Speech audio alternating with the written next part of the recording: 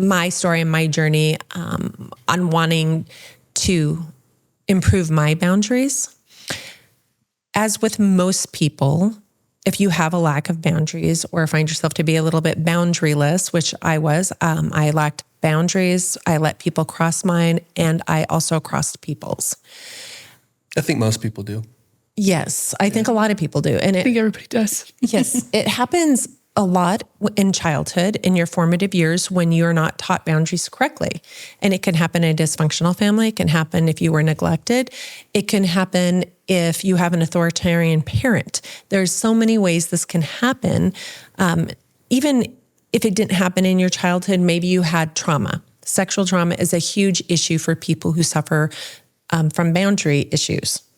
So I think part of the reason is because you don't know where your body begins and another ends, and you don't know how to give permission properly. It creates a lot of issues. But in my situation, my parents didn't have great boundaries, and their parents didn't either. It's kind of a generational thing. And so I didn't develop the skills to say no to people properly because I wanted to be loved. And my parents were also divorced, and there was other issues that factored into it. But I found early on that if I wanted someone to like me or love me, I did things to please them. And I didn't interfere with some of their emotions. So I wouldn't want somebody to be angry, so I would comply. Or I wanted them to love me, so I would do things, favors, buy them lunch, do different things to help make them love me. But over time, it wasn't so hard, when I was younger, but as I got older, I found myself really tired, overwhelmed, frustrated. And I knew something was wrong. And a friend also knew something was wrong because she gave me the book Boundaries. And I was actually several years ago. I want to say probably 15 years ago. And I started reading the book and I tossed it aside. I thought, she just doesn't get me. She doesn't get me. Like, no, they're wrong in boundaries or doesn't even understand it, you know what I mean? When they're actually wrong. And I was like, why? She doesn't get who I am. I'm just a free spirit. I don't do well with structure. I think I've said that to you before. Yes. You just don't get me. I don't deal well with structure. I don't need these kind of rules. This is just my personality. But unfortunately, as time went on, things began to progress. Like the anxiety got deeper, the depression got worse and longer, and the frustration. My relationship started to fail. My marriage wasn't doing well, and my children suffered. That self-sacrificing saint wasn't unsustainable. It was unsustainable. It wasn't. Yeah. I was overwhelmed, tired, and frustrated. I was taking the responsibilities of other people. I wasn't completing any of my goals. I wasn't doing the things I wanted to do in life because I was so busy helping other people with their emergency, with their current crisis.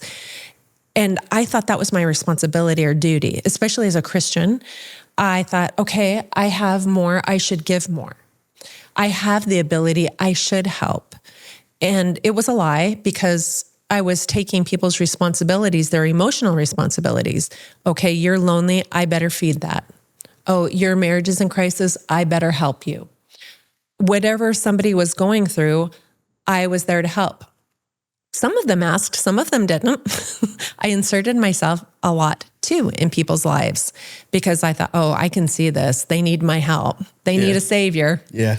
I didn't know, at that time that I was taking the place of Jesus.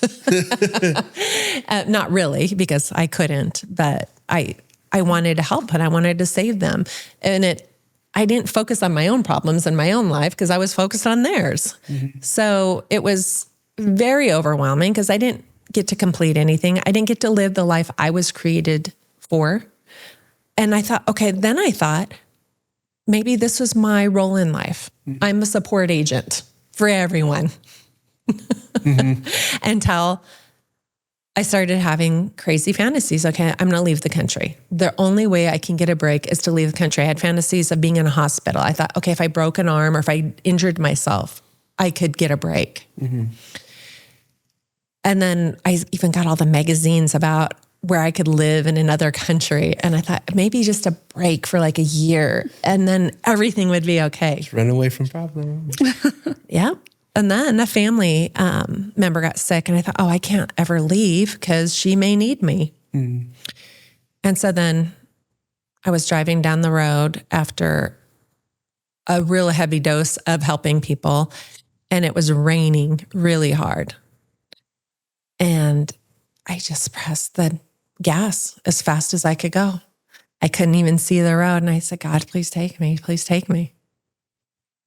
And he didn't. And I have thought about like, what if I would have hurt somebody else on the road that day? Mm. Like I really wanted to just die.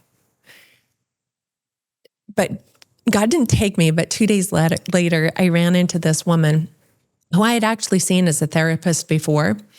And again, I thought she just didn't get me the first day. Note to self, when somebody irritates you or a book irritates you, there might be something in it for you. Just life note. I went to see her.